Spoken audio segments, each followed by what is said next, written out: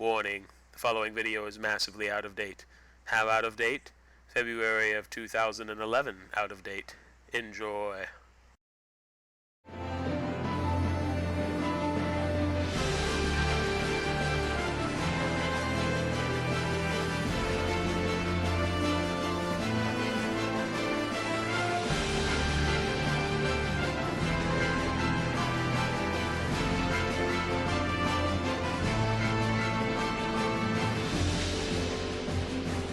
Hey, this is Cold Turkey throwing down with Swain, the Master Tactician. Now, one of the things you'll notice right away with Swain is he has a gigantic raven on his shoulder, and his ultimate turns him into a big, huge demonic raven. Which begs the question, what's the difference between a raven and a crow? Because Fiddlesticks, he's all about crows, whereas Swain, he's more about the raven. Well, did you know that a crow, on average, is 17 inches long, whereas a raven is about 26 inches long? Crow, 2.5-foot wingspan on average, whereas a raven can have up to a 4-foot wingspan. Wow. Crows are adapting to the urbanization of the world, whereas ravens are struggling. Amazing facts. There's a huge difference between ravens and crows, but I'd suggest you go to your local library or online in order to find out more information. But back on target, back on track here, we're here to talk about Swain. We're not here to talk about ravens and crows and whatnot, but an interesting side subject nonetheless. We're going to get into his abilities. First of all, his passive, Carry in Renewal. Basically, Swain restores mana when he kills a unit. It's alright. I could think of better passives, but I could think of worse as well.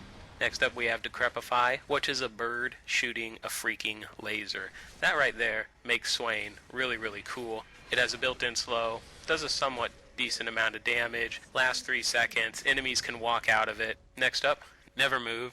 This is an AoE root. It takes a while for the root to pop up. Kind of think of Cho'Gath with his little spikes from the ground. Sort of similar. It's easy to dodge if the opponent is paying attention, but you want to lead him with it, try to force him into it, use it to move the opponent away, or if you can land Nevermove, you can set up a really powerful combo. We'll get into that in a second. Next main ability, Torment. Swain does a decent amount of magic damage. It's over 4 seconds. And while Torment is affecting that person for those 4 seconds, that target is going to take an increased amount of damage from all of Swain's attacks. At level 5, it is 20% increase. This is the combo setter-upper, so to speak, for Swain. You get him in the roots of Nevermove, and then you hit your Torment, you hit Decrepify, you throw an Ignite on him, and then of course you can activate your ult for a little more damage as well. But basically, Torment sets up a combo where when you hit him with that, for the next couple seconds your abilities are going to do so much increased damage that you want to open with your Torment and try to hit him with all the spells you can. That's another reason why Deathfire Grasp is a solid item on Swain, kind of like how Poppy also has a damage multiplying ability. Because Swain has that, Deathfire Grasp is a good choice. And remember, you can set up the combo by doing Nevermove or first so that you can hit him with the Torment, the Decrepify, your ultimate, and Ignite. But if somebody else roots him or stuns him, you can have Nevermove, or instead of being the initial setup of your combo, become part of your combo. Then you could Torment, Nevermove, Decrepify, Ignite, Deathfire Grasp, activate Ravenous Flock. So you can set up a lot of different cool things with his abilities. And speaking of Ravenous Flock, that is his ultimate. This is a really, really short cooldown, almost to the point where it's a toggle. You activate it, you deactivate it, you transform into this big, huge demonic raven,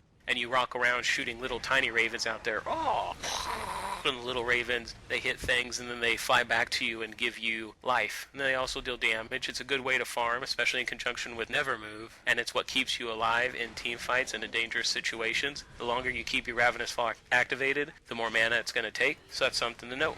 What order do I get things? Well, first of all, I start with a point in Nevermove at level 1, just in case anything bad happens, any situations pop up, or I need to root somebody who's trying to get away. Then you put a point in Torment, and then a point in Decrepify. And so by level 3, you have a point in each one of your main abilities, and then past that, you're going to want to level up your Torment. Make sure, of course, to get your ultimate when you can. But what it's basically going to look like is your ultimate, Ravenous Flock, is more important than Torment, is more important than Nevermove, is more important than Decrepify. You don't really need to level up Decrepify until it's pretty much your last choice. This is going to help your combo do way more damage than it would otherwise if you maximize and prioritize your Torment. So, now that we've talked about abilities, let's get into items, shall we? I like to start off with Doran's Ring and either a health or mana pot, depending on who I think I'm going to be laning against. Build boots. Depends on what situation, what type of boots you get. You should know that by now. First big item is Deathfire Grasp. One thing I gotta say right off the bat is you should not get a Deathfire Grasp if you're the kind of player who has trouble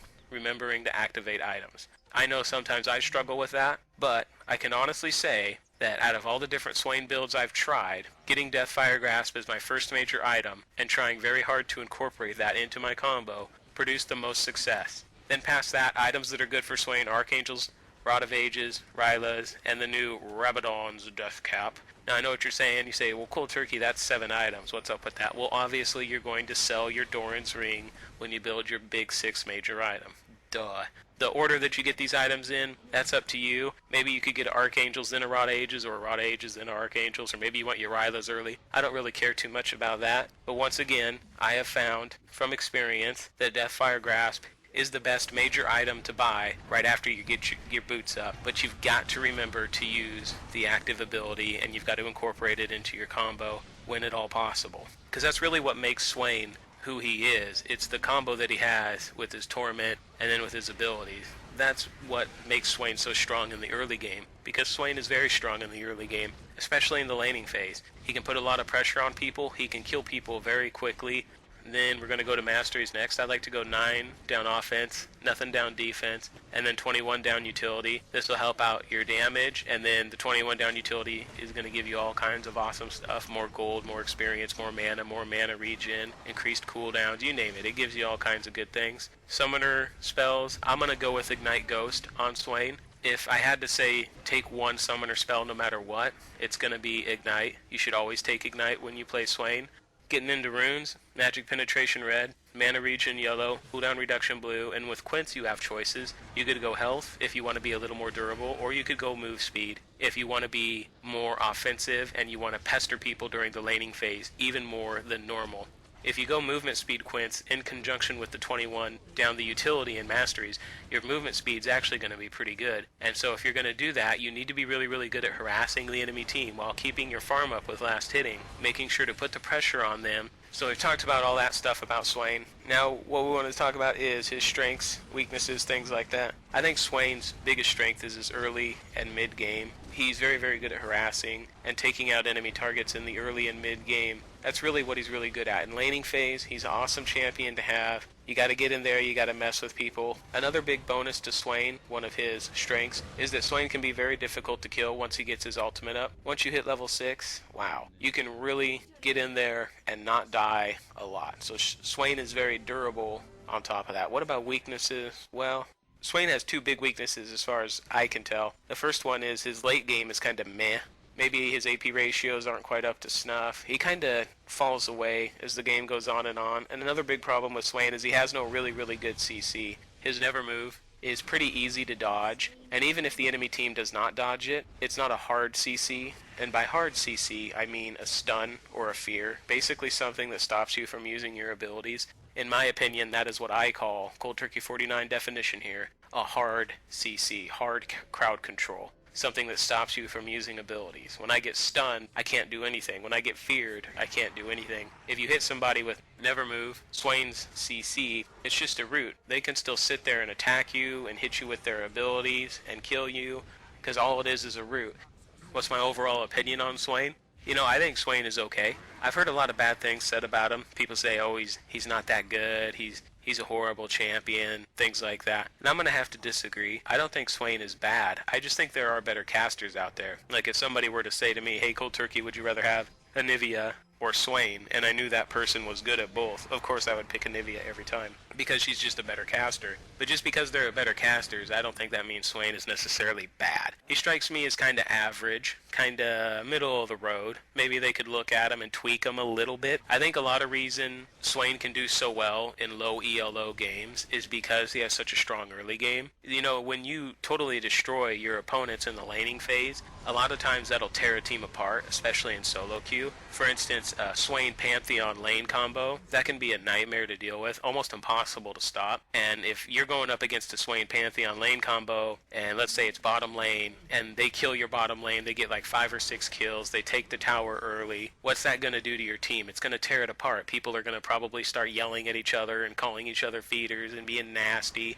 And so the game's already won. It doesn't really matter what happens late game because everybody's yelling at each other. One guy's threatening to go AFK because he doesn't want to play anymore. Things like that. And I think that is what gives Swain, any champion that can gank or dominate during the laning phase and really set up a strong early game, even if they fall off and they become weak late game, sometimes it doesn't matter because if you're in solo queue, people are going to lose their tempers, they're going to get mad, they're going to start yelling at people, blaming people, and it's going to tear the team apart. He has another passive, like Carrion Renewal is his passive, but he's got a second hidden passive called Destroy the Enemy Team by making them yell at each other a lot because you keep killing them during the laning phase. So definitely remember that with Swain. Your early game is your strength. You want to focus on it. You want to do as good as possible in that early game setup. Overall, I think he's okay. Like I said earlier, I think they want to tweak a few things with him, and I am making this video January 15th and 16th of 2011. I know within a week or two of this video, in the past, Riot has said they are looking at Swain, looking at changing a few things with him, possibly increasing his AP ratios on a few abilities. But hopefully Riot can take a look at him like they said they would, although knowing Riot, it'll take 2 to 4 patches, or they'll just never do it, right? Remember when they were talking about how they were going to remove Flash? That was like, what, 8-9 months ago? And they never did it. So who knows, maybe Swain will never change, and he'll always stay the same.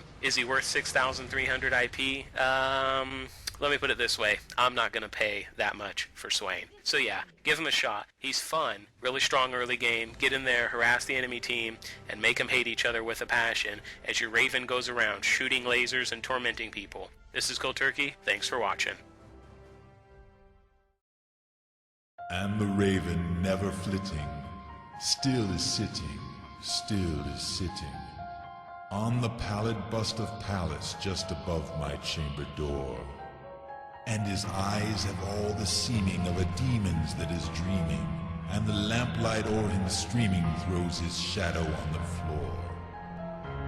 And my soul from out that shadow that lies floating on the floor shall be lifted nevermore.